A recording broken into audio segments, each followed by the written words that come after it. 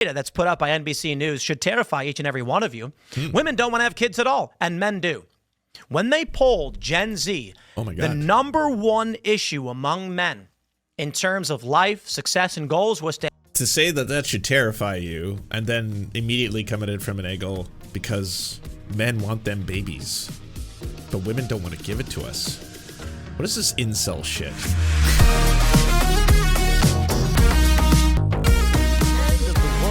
Know it, and I feel fine, except for the crippling anxiety, panic, and general fear of the collapse of human civilization. That you are pouring gasoline onto, Mr. Poole, and just trying to accelerate, just so we're completely clear. You know, I just want to say that there was a study that came up pretty recently that was basically demonstrating that societal collapse could be inevitable if we do not address wealth inequality. Yeah, the biggest thing that seems to be accelerating, exacerbating, and just becoming so grotesque that at this point, it's, yes, going to lead to a lot of societal problems and exacerbate societal problems. It's something where, you know, a half measure would be when you say and see things like tax the rich, but that is always pushed up against by both the rich and also the people who they brainwashed or are on the payroll to be able to say, no. If you tax the rich a little too much, then they won't be able to create the jobs. And if they can't create the jobs, they cannot trickle down. All right? This is basic Reaganomics. If the rich people can stay rich or get richer, then they have the ability to bestow gifts upon the rest of you. Things like jobbies. Yeah, you like the jobbies. And that only becomes possible if the rich are extraordinarily wealthy. They have to be able to live in just the absolute fineries. Gen Z's gender divide reaches beyond politics and into its views on marriage, children, and success. The new data that's put out by NBC News should terrify each and every one of you. Women don't want to have kids at all, and men do. When they polled Gen Z, the number one issue among men in terms of life, success, and goals was to say that that should terrify you, and then immediately come at it from an angle because men want them babies, but women don't want to give it to us. What is this incel shit?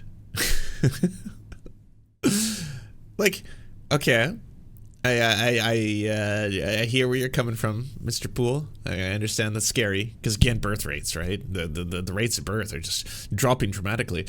Do you ever think about the fact that, like, every single one of the things you advocate for, not to mention Republicans, not to mention, broadly speaking, the right internationally, make it more and more difficult to want to have or even make it possible to have children? Like, are you advocating for, hey, by the way, there should be more parental leave, there should be more mat leave, more pat leave, men as well, yeah, fathers, yeah, they should have paid time off work to be able to look after and raise a child. That there should be more accessibility, and I would say subsidized and or if not free, daycare programs so that parents can have someone who looks after their children. If they don't have, you know, the parents who can do that, grandparents, etc., then, you know, the ability for the majority of people in society to be able to work a job that pays their salary, keeps society functioning, they keep making the widgets, etc., but then also look after their kids. If you're not rich, if you're not a super rich and famous podcaster, YouTuber, if you don't own a chicken farm mansion, you know, basically bunker, that you are, you know, with a full-time staff of tons and tons of people who can look after your child and raise them in part while you do your YouTube streams and all that kind of stuff, well, the average person might be a little apprehensive about having a kid. If you don't have healthcare, if you don't have universal healthcare, for example, the very idea of having a kid in America could bankrupt you. Just the birth alone could bankrupt you. So that, yeah, might make a lot of people like, I'm going to be hesitant about wanting this. And if you come at it from an angle, it's like, Gen Z women do not want to have kids. All right, well, unpack that for a variety of reasons, I'm sure. Right. But Gen Z men do. So what do we do here? What do we do here? Well, why don't we start working on making everyone's lives easier?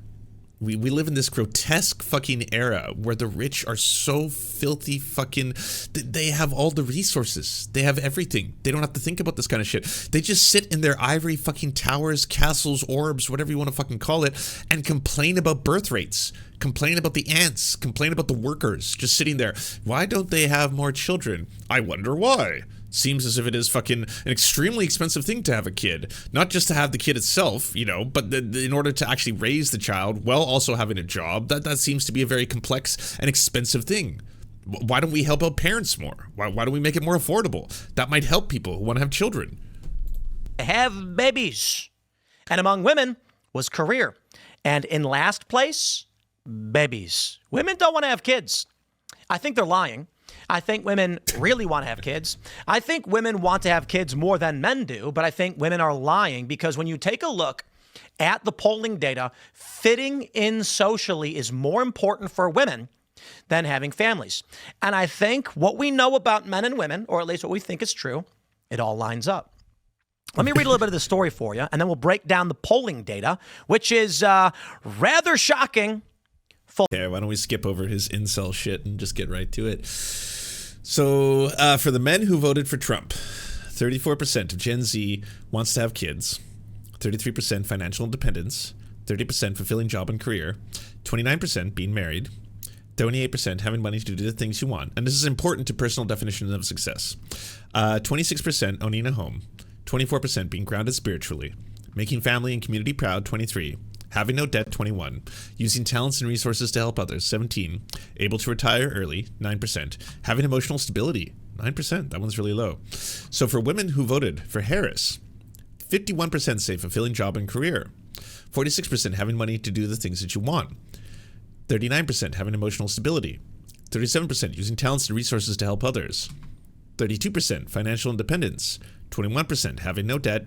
20% owning a home, 19% making the family and community proud, then being grounded spiritually at 11, able to retire early at 6, being married 6, having children 6. So for the women, who I suppose are the libs, liberal women, being married was very, very low on the list. And for conservative Republican men, being married was high on the list. But number one was having children. Making, as Poole says, the babies. Making the babies. So there's a disconnect here where fulfilling job and career seems to be a priority amongst women in the liberal side. And for men, having children seems to be a priority on the conservative side. This could have a lot to do with what pundits, you know, like Tim Pool, feed their audiences on a regular basis, constantly pushing onto them that, you know, your lot and your importance in life is to be a father, the nuclear family. That's the most important thing. All of you must have kid. All of you must make babies. Have you not listened to Elon Musk? He's constantly talking about population, the birth rates. And, you know, Elon Musk is coming at it from a very, racist point of view. For him, when he says babies, he means white babies. And for him, when he wants to raise his own personal army of men, he calls the Legion, which he's actively doing right now, by the way. That's one of the reasons why he's offering up his, you know, come in a bag to women who want to be able to birth his children to create the Legion, which is, again, part of Elon Musk's project. But if you want to break this all down into what's going on here, is there a problem? Can it be fixed? There is a growing divide. We keep hearing about it amongst, you know, both men and women, especially amongst younger generations when they're polled, where it seems that more women are moving in a more progressive and liberal direction. And oftentimes we hear that more men, Gen Z men, are moving in a more conservative direction. Now, when you actually go deeper into the numbers, it actually happens to be related to social issues where a lot of the Gen Z men are polling that they're moving more conservative. But on economic issues, they're not. They're actually moving in a more Bernie Sanders direction where they want things like more wealth equality. And so that's not something that's changing. What is changing is that if you have to get a large part of your diet from right-wing figures, whether they be Tim Pool, Steven Crowder, Andrew Tate, any of these kind of people, well, they're obviously pushing very, very socially conservative values on their audiences on a regular basis, right? Super anti-LGBTQ+, super anti-immigration. And this is not just, the YouTube pundits or the podcasters, streamers as well. Aiden Ross, Sneeko, Asmongold, really, really huge example. All of these people who are very, very huge, famous right-wing streamers, they're obviously pushing a lot of the same things on their own audiences, whether it be through memes, etc. But there's a lot of overlap in all those categories where they're constantly pushing on younger audiences who watch their shows and ingest their content, things that are going to vilify immigrants, vilify trans people, things that are going to push for traditional family values and emphasize that the importance in your society and your lot, how you can actualize yourself as a man, is going to come from your ability to have children, raise a family, and be a protector. Now, that is all really hollow if it doesn't come alongside with other things. Like, sure, if that's something you want in your life, to get married and to have kids, absolutely. That on some level, yeah, there are ways to improve yourself, actualize yourself, and work towards that pathway. But there's also going to be something that is really missed with the people who don't want to criticize capitalism, which is how difficult it's going to be to obtain those kind of things in a world that is becoming more and more progressively difficult as there is more wealth inequality. So that's not to say that you should simply say the whole thing is fucked, I absolve myself, I'm just going to become some kind of violent incel or something like that. They also don't tell you about the fact that, hey, these groups are vilifying higher education all the time. Those are the woke institutions. Don't go to college. Don't go to university. Those are woke institutions, all right? If you want to escape from the matrix, if you want to take the red pill, if you want to make money, well, you got to do it through our fucking MLM scams. You got to do it through taking the Sneeko course or the Andrew Tate course. Any of these fucking, or you know, James O'Keefe sells a course. Like every single one of them, just Jordan Peterson University, they all sell these fake fucking courses in universities and stuff like that as alternatives to actually going to college, to actually going to a trade school, to actually going to university, to be able to get the skills, not to mention the certification that you would need to get a higher paying job.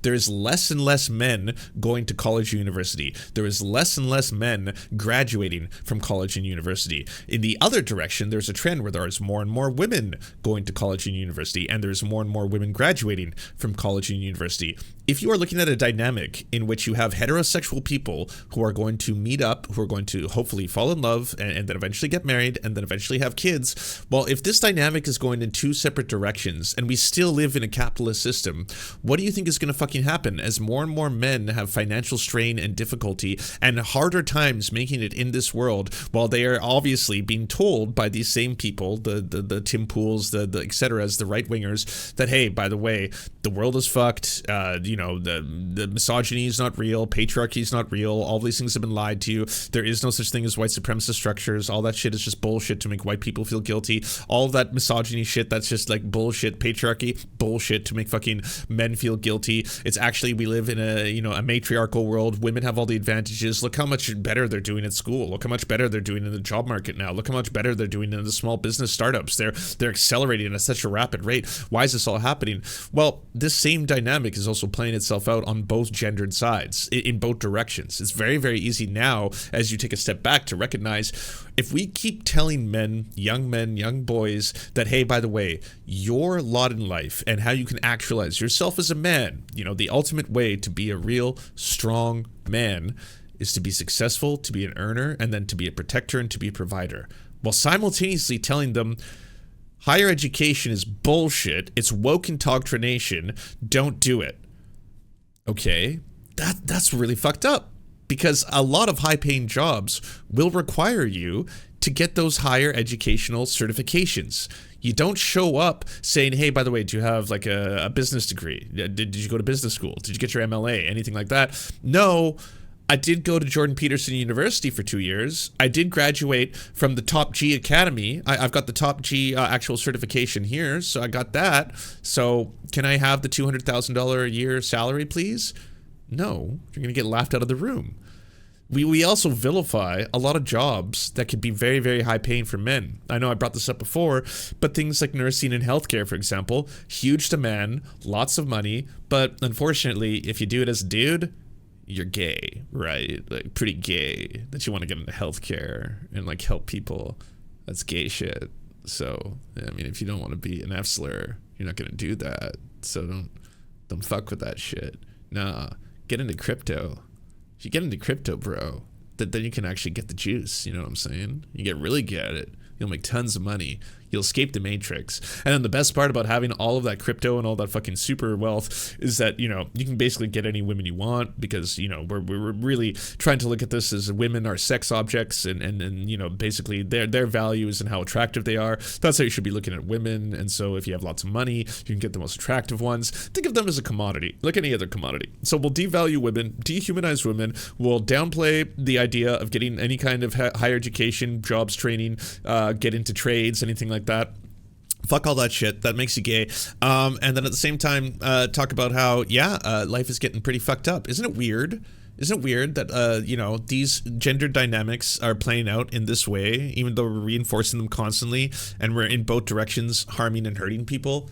because what a surprise that women don't want to have partners who not only are not financially stable, not only are not going to be in any way, shape, or form capable in the long term of, you know, having something in which they can actually be a good and fulfilling half partner, but they hate women. And that's the other part of this, is that if you go down this rabbit hole, every single one of these hucksters sells the same fucking idea to dudes, right? And that makes dudes hate women, loathe women, disrespect women. That's a really easy trope to play into. The vast majority of people who get into the manosphere, the red pill shit, whether they're younger people who get into that or the older people who get into it, is oftentimes when you actually look at, like, you know, what was the reason why you started reading Jordan Peterson? What was the reason why you started watching Andrew Tate? Or why did you join the Andrew Tate fucking Discord? All that kind of stuff. I had trouble with women. I had trouble meeting women, I had trouble talking to women, I had trouble dating women, or I had some success with women, but my girlfriend broke up with me, she cheated on me, she's with someone else, or, you know, we're not dating anymore, I'm single, that kind of stuff. That's usually a lane or a road that gets into, well, is there a reason for this? If I happen to be a Gen Z guy, I have trouble talking to women, which, yeah, could be nervous at any fucking age, doesn't matter how old you are. You can be a 60-year-old and it's still difficult to try and flirt with people and all that kind of stuff, so don't worry. Younger guys, you're not alone in this. But that dynamic, if you go into these worlds and look up what is the reason for that, they have so much pseudoscientific bullshit to sell you. Like, holy shit, the idea of, like, okay, so I have trouble meeting women in my school. What's the cause of that?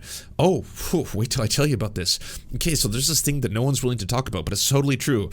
There's Chads and there's Stacys. And the thing is, the Chads get all the Stacys, but the sub-5s, which you probably are, right? Well, if you haven't been doing looks maxing, well, then most likely you're going to be kept out of the pool. And then women get to select this because it's based on a thing called hypergamy, where women for generations have actually been picking and selecting the breeding process of men. And no one can talk about this, but this is all how the world works, bro. And the only way to get out of this, to break free from the matrix, is to buy my course. And if you buy my course, all right, I will free you from the matrix. I'll sell you all the red pills you can buy, usually in Alex Jones style bottles of literal red pills. And you'll get the, you know, all the Brain Force Plus, that kind of shit. You'll learn all these tricks and tips.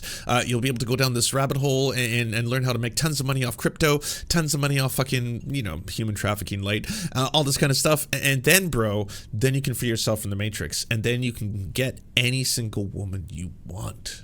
Doesn't that sound nice? Doesn't sound better than people who are telling you it's complicated, it takes a lot of work, and it's something that you should probably not take one day at a time and think that there's an easy fix and a one-way answer, and that there is really positive ways to actualize yourselves as a man in a masculine way, but not do so through hating women.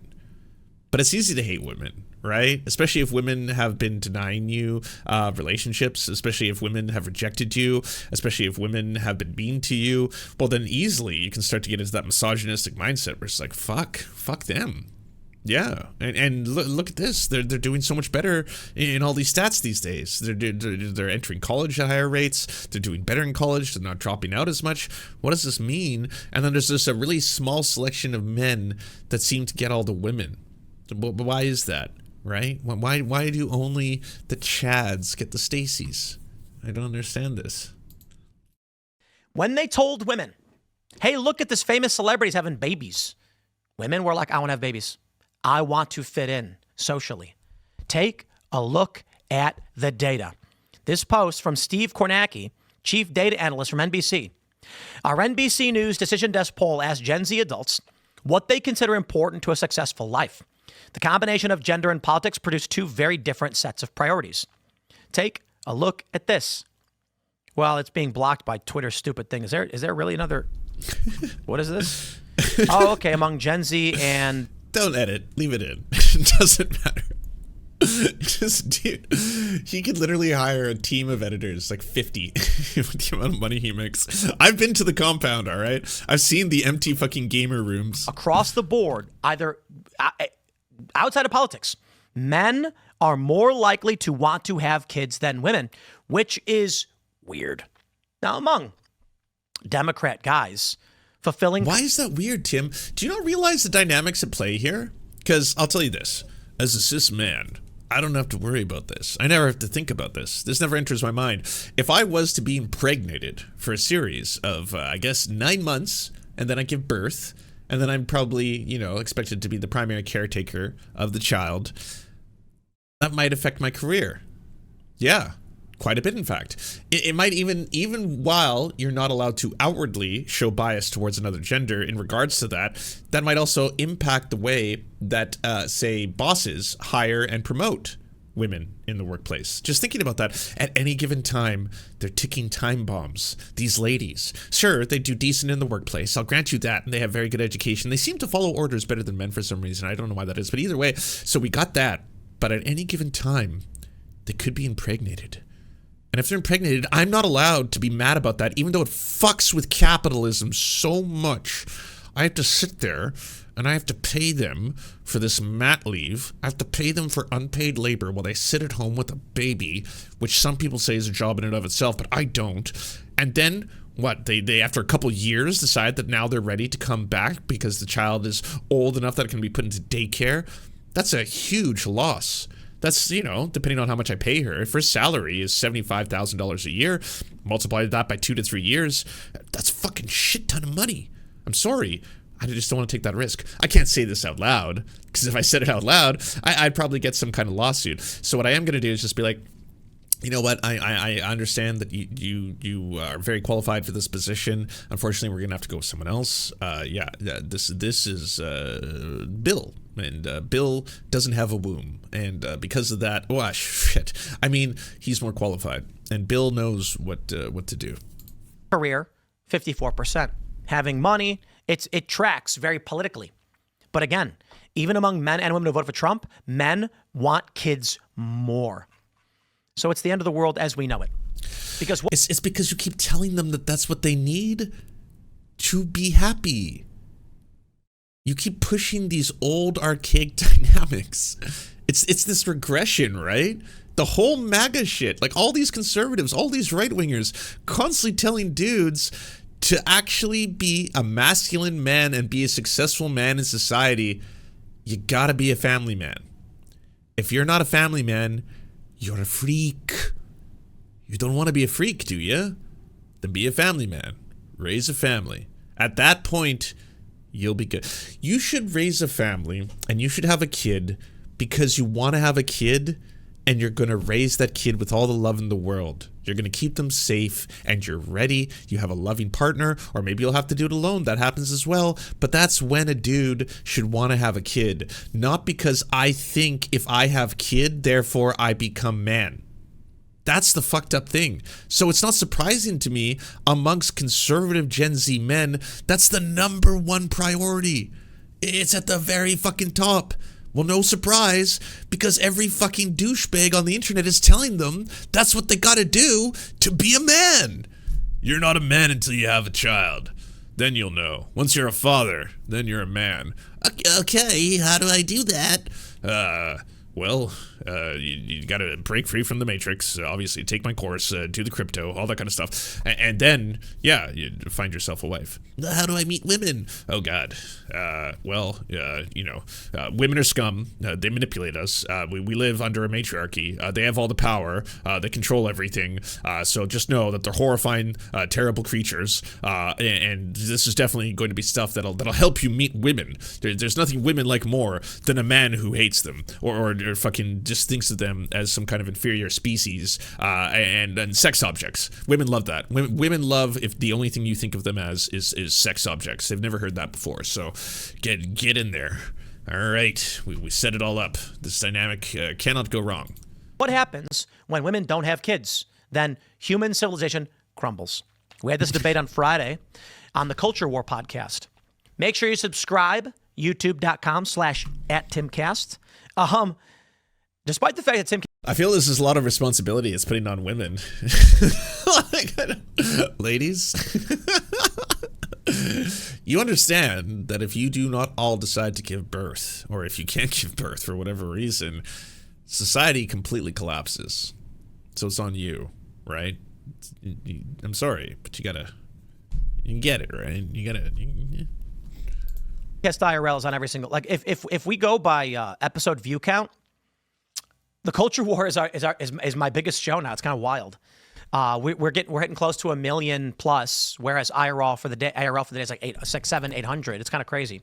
To be fair, we only do culture war once per week. So yeah, I don't care. Is at the end of your incredibly in-depth analysis. He's not the only one talking about these trends, by the way. It was obviously making the rounds. Some very interesting polling results that we wanted to dig into about Gen Z and the gender divide and the where people, because the big things in life are so unaffordable, they're constantly chasing little luxuries like nice bags or a watch or any of this other stuff. And there's nothing wrong with any of that as long as you have your bigger bases covered. But the bigger bases are so unattainable that they don't even look or desire or even consider as important any of those things. And so they really focus a lot of their stuff on hyper consumerism, travel, Instagramification, etc. And so, yeah, I mean, without even making it like a political point, because I do think it's important to say, you know, even Gen Z women who voted for Trump, having children is down there at the bottom. Being married is only like 20%. Number one is still financial independence and fulfilling job career. All I can think is, yeah, it's just like total neolib economic utility victory. And I don't think it's how it should be. Wait, you're just blaming this exclusively on neoliberalism.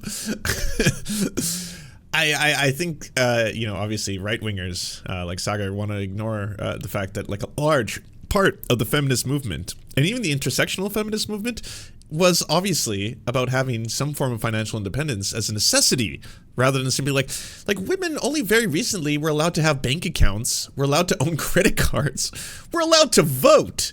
Right? So it's not shocking to me in any single way that a large part of the actualization or the movement towards what exactly should make you, you know, feel safer and more secure in society as a woman. I'm only assuming this because, again, I'm a man, but I'm only assuming this is the fact that, yes, for a very long time, women were completely financially dependent upon their husbands or men in their lives, their fathers or their husbands, one of the two. It's only a very recent phenomenon that now women have more financial independence. And this idea that, like, well, this is just indicative of consumer culture and neoliberalism run amok. That's the word. It's the right word, right? Neoliberalism. Like, we can walk and chew gum at the same time, all right? Multiple things can be true at once. We do live in a hyper-capitalist society. We do live in a hyper-consumerist society. And without question, this is the dynamic felt between, I think, all people, where the idea is, why do you think it is something that is so esteemed in Western culture, by the way? A lot of other cultures don't have this privilege.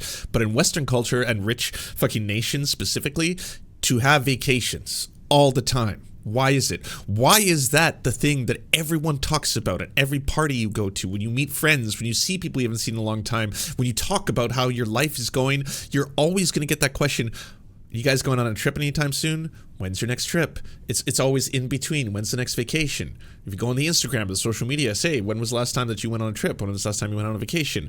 And that's like, that's the height, right? That's the zenith. It's basically like, I'm successful. I'm really good. I make a lot of the monies. And so what I can do every now and then is live a little simulation of a rich person.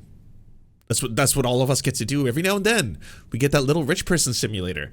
I get to live the way Jeff Bezos lives every single day. Not as well, I'll grant you, all right? I do have to go to like this specific deal that I found online that is at this like resort in Mexico. It was like a 2-for-1, but then it's all inclusive, but it's not exactly the highest quality inclusive, right? Like some of the booze is like, you know, top shelf, but that's totally fine. But it is for like a full week, and then it includes some of the flight. And then when you go there, all the food is included, but it's not like 4-star restaurants. But I for a week get to live like the ultra wealthy.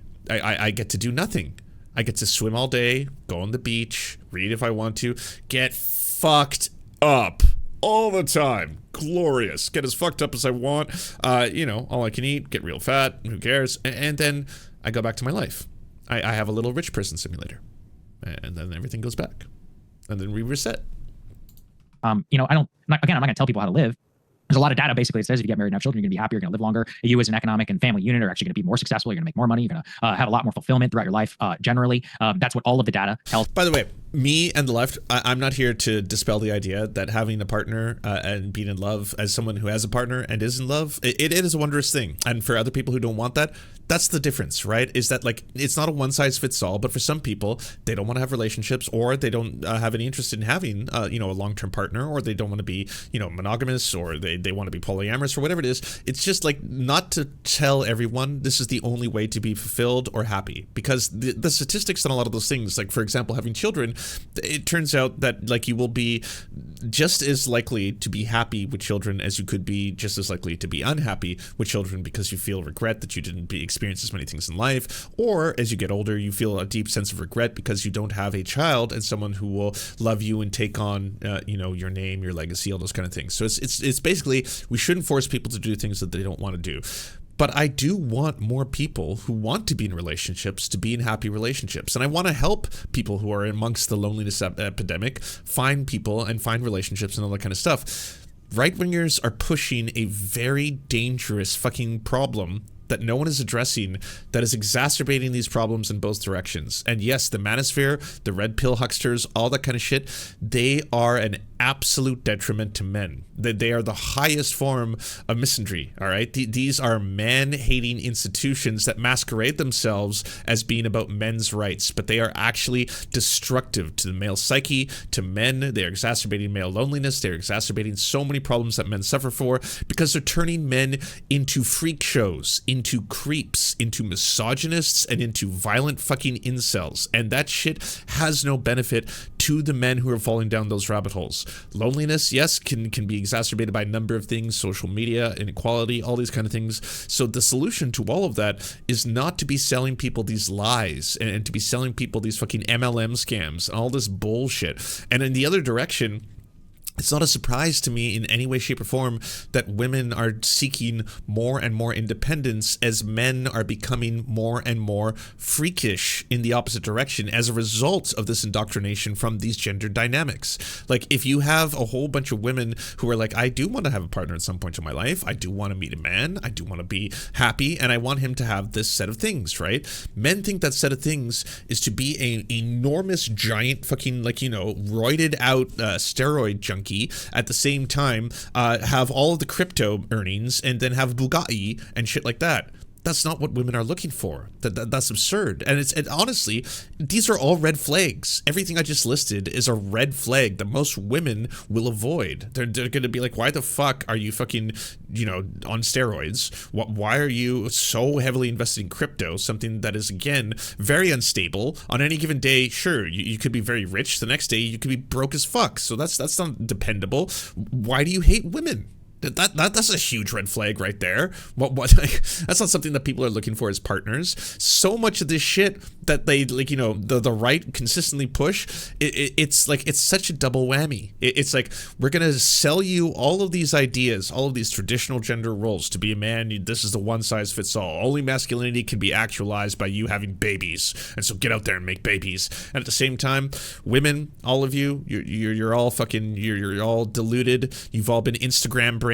All right, none of you know what you actually want. You're just following this whole kind of pattern of what you feel will get you the most likes and stuff, and it's apparently feminism. And so you pretend that you want to have your own independence, and you got to be a fucking glass ceiling smashing fucking I saw the Barbie movie, all this bullshit. But at the end of the day, secretly, deep down, I know in your womb of wombs, you want babies, because that is exactly part of who you are. It's deep, it's internal, it's who the woman is, the baby maker. And if you don't make them babies, if you don't get in there, I mean, come on, let's be honest here, you'll never be happy. You'll never be satisfied. And that's just as the right is selling people this shit, no wonder everyone is fucking miserable. Everyone is upset. The shit is making them more and more depressed.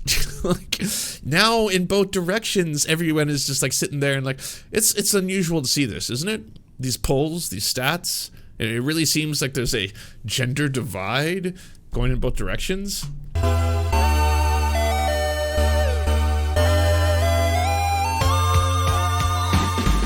Media ban in Nepal led to scenes like this and the Prime Minister resigning. Well, they're being called the Gen Z protests. It all kicked off on Monday when young Nepalis began protesting in the capital, Kathmandu, after the government shut down major social media platforms, including YouTube, WhatsApp, Instagram, and Facebook.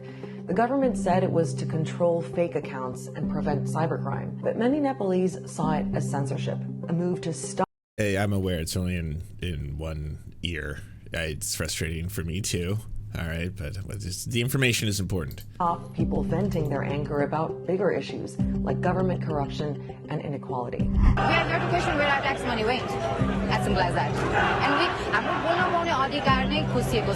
Another thing that seems to have fed the anger was a Nepo baby trend, where people posted videos showing the children of some politicians living glitzy lives, contrasting that with images of the country's poor. The reason I think this story is really interesting is right now, I've seen almost exclusively nearly every right-wing account in some form or fashion post about these protests, and you know, these are Elon Musk, Dom Lucre, they're all saying kind of the same message right now, which is that what you are witnessing is a rebellion, and this rebellion is taking place because of the globalists and social media bans. So censorship, free speech, the two things that they pretend that they care about, even they are the most censorious and the biggest fucking enthusiasts for state power in order to protect billionaires, of which, you know, Elon Musk literally is the world's richest man. So he doesn't care too much about taking down the global elites. He is literally the global elites. But either way, all these right-wingers are promoting the story right now. It's pretty fascinating considering that a lot of the demands that are being made by these Gen Z protesters are leftist demands that they want to ignore, such as they want healthcare, such as they want less wealth inequality, they want less corruption, and they want less extreme wealth to be flaunted in their faces as everyone lives in extreme poverty.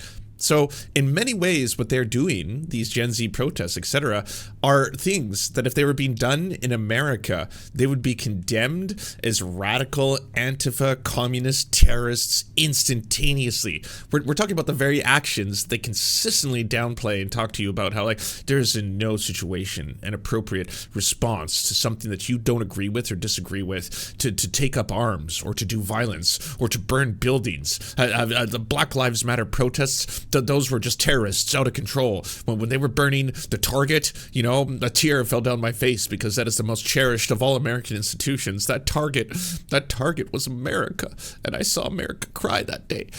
But when it comes to this situation, all of them right now are just like, all eyes on Nepal. And it's like, all right, well, what's the story?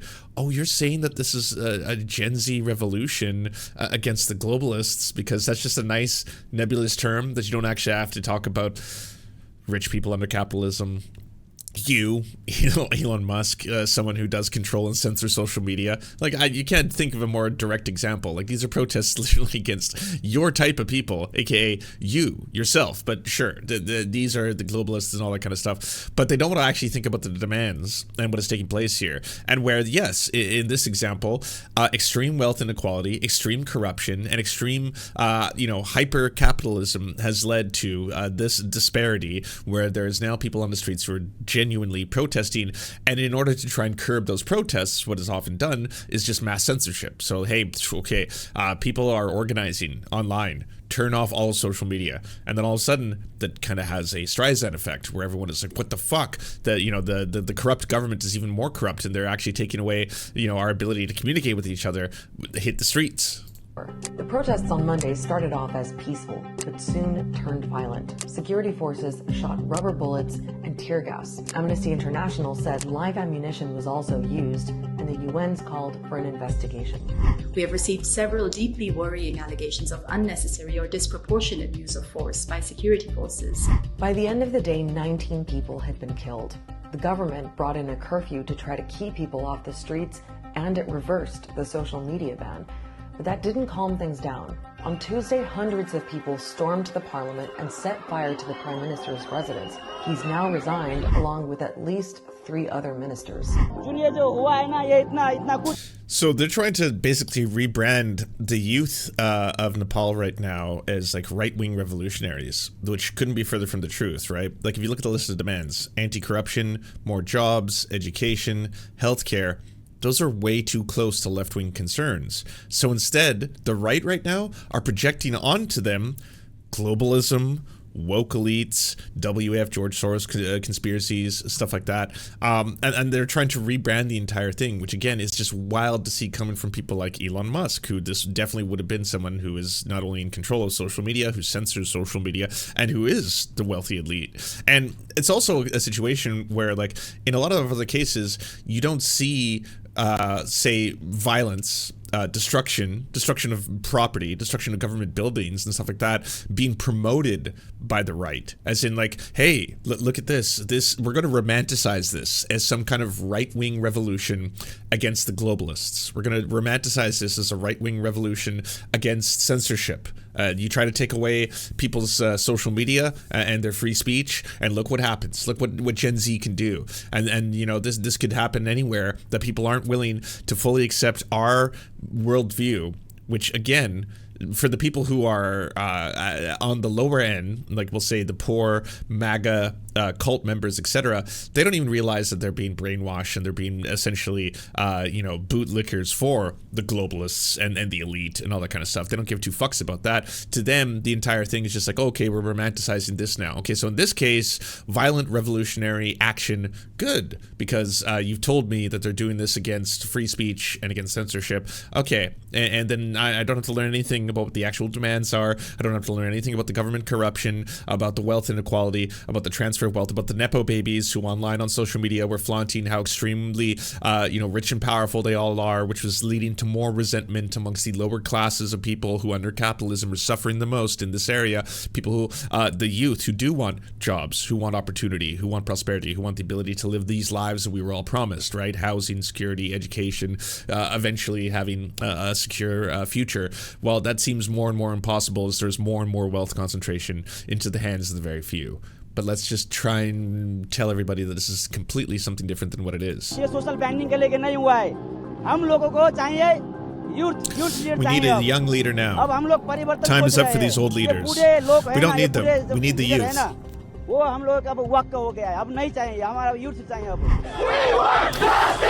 There seems to be no one in charge.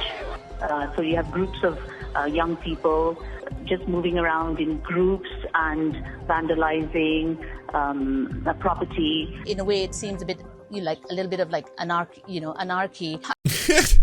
Anarchy. This is not what anarchy is. Jesus Christ, we got to stop using this word. Can we just replace the mainstream media's use of the term anarchy with jokerification? All right, going full Joker mode. That's what you're trying to say, right? Or maybe chaos. How about that? Agents of chaos, destruction on the streets, that kind of stuff, right? That's what you mean to say, but you always just use anarchy incorrectly. As in, do you think anarchists are like, hey, what do you want? I want it to burn. Everything burns. That's what I care about. I want everything to burn. I think everyone here is quite surprised and shocked at the extent of what has happened. A group of high-level officials have called on protesters to act with restraint. Meanwhile, the president has begun the process of choosing a new prime minister. A riot is the language of the unheard. Very true. That continue to roil Nepal. At least 19 people were killed and over 100 injured Monday as authorities cracked down on. And again, if this was happening in America, the right wing would not be sitting back and being like, oh, okay, yeah, we got to promote this. This is let's romanticize it. This is by all means, a revolutionary movement of the people against censorship, against the globalists, against George Soros, and that's why the kids are hitting the streets. It would be, we have to crack down on these radical anarchists, these Antifa communists, these terrorists immediately. I want Trump to send in the National Guard. I want him to arrest and/or, if necessary, shoot these people because we need to maintain law and order. But it's happening in another country. It's happening for reasons that they're not entirely completely clear on. So let's just romanticize the idea that this is against censorship. This is Gen Z rebelling. Unless it's January 6th. Yeah, I mean, they're trying to romanticize it in the same way. Thank you so much for watching, everyone. This video wouldn't be at all possible without the financial support of all the people whose names you see on the screen right now. And if you want to unlock secret bonus episodes, content that we can't post anywhere else, or get the videos early before anyone else gets to see them, please go on to patreon.com/theserfs. For as little as $1, you can help support this channel and help make more videos like this possible.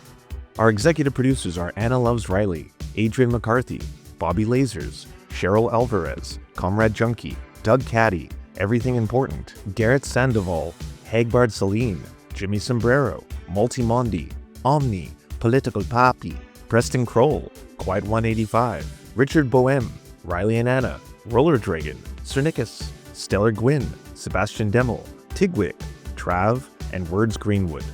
And also, it wouldn't be possible without all the names you see on the screen right now. Again, if you want to help produce this content, it's only made possible through the funding of our patrons. Head on down to patreon.com